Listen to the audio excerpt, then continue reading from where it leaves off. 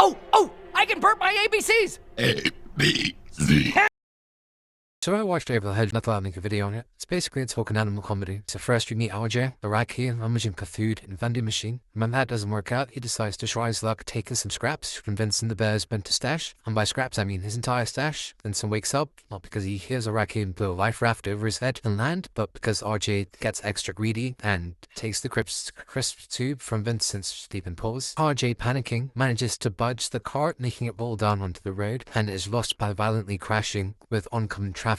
Vincent, now quite upset, chases. He agrees to let RJ attempt to get it all back before he wakes up in 1 week on the full moon, and so RJ heads off into the cold, desolate night as future bear food. We're then introduced to the 4 guys: Vern, Amy, Stella, the Porcupine family, Lou, Penny, Bucky, Spike, and Quilla. Anyway, gang wakes up to realize their entire forest has been converted into residential areas, and they basically have no food now because they're foragers, so now they're reduced under the leadership of Vern to relying on tree bark for survival. Until in comes RJ. RJ sees this as an opportunity to get a bunch of free labor to pay off Vincent and takes the chance by inserting himself into the group through sentimental manipulation. Because he's a lonely guy in the big real world, RJ introduces the gang to mass consumerism and processed foods. And for a bunch of guys that were tree bark eaters 5 minutes ago, this obviously sounds like paradise. Everyone except Vern, that is, because he's the suspicious kind and isn't as inviting as everyone else. But everyone else is a bit more open, so they start working together to fill up the log. So the gang starts taking food from houses, taking a lot of food from houses. The more they take, the more the humans get angry. Gang is very happy though, and decides to fully welcome RJ to the group by putting together a place for him from a bunch of stuff they gathered.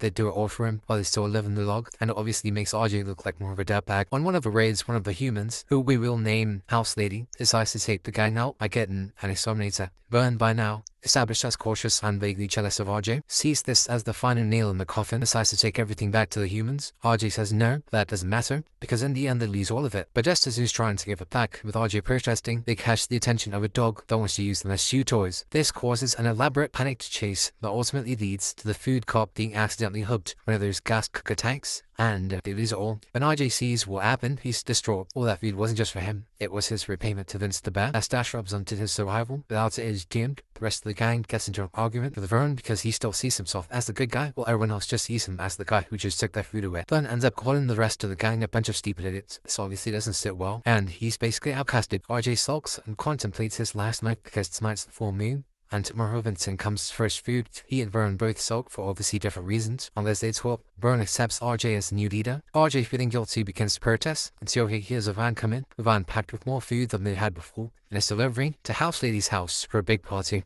Now they have hope. The only thing left is to break in and get the food. One minor problem though is that House Lady has asked the exterminator to lay out a very sophisticated, very deadly, and very legally questionable security system for extra protection against the gang.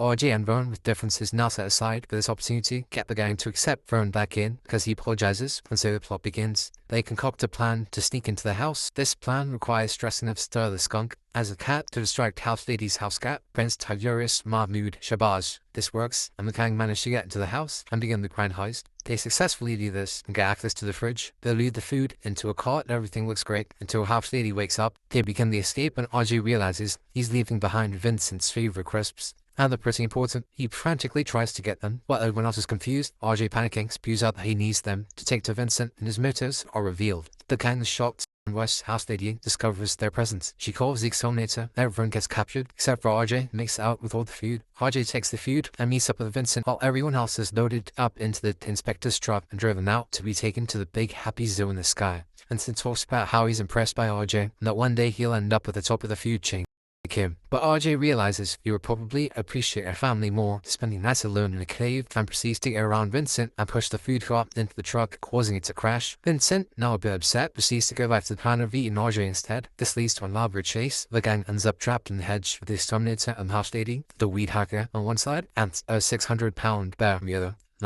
Now Hammy is a decently fast dude. RJ and Vern decide to step this up by giving him a can of energy drink, with apparently enough caffeine in it to essentially allow him to move fast enough to break the fabric of reality, stop time. He uses this newfound superpower to manipulate everything, so that as Vincent jumps up to get to RJ, he lands on top of Weed Hacker Lady and the exterminator, triggering the security system from earlier, which causes a nuclear explosion and traps them in cages, which exposes them to the effects of the explosion. The big explosion tips off the police that the security system may have not been legal, and House Lady goes to jail.